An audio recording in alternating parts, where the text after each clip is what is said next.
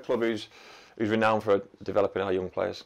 So we've used it this season for exactly that, giving our young players game time and the opportunity to get experience of that environment, the first team environment, which is, it's so different at League Two level. But the Checkatrade games this season have been competitive. Luckily, we've done well in all three of them and progressed to the next round. And we'll use the knockout stages exactly the same as the group stages. So, opportunity for our young players and our so-called fringe players who's not been getting the game time they need on a weekend, and they'll play on Tuesday night. We're probably not looking that far ahead. We're taking it one game at a time as we do in any competition. And obviously Tuesday night's a big game because Peterborough are a seriously good team.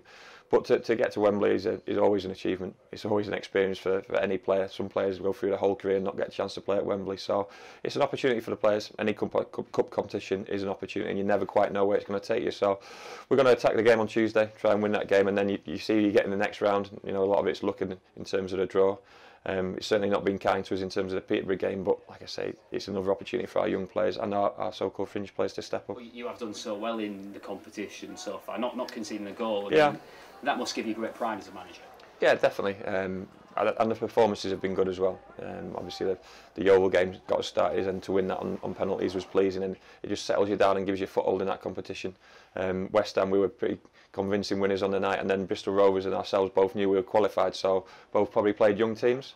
But we came out on top of that, so it's like I say, it's been fantastic for the club in terms of our young players' development. And for yourselves, going back to that Wembley sort of dream, in your first year of management, potentially having the chance to go to somewhere like that, is that something that is that a target of yours?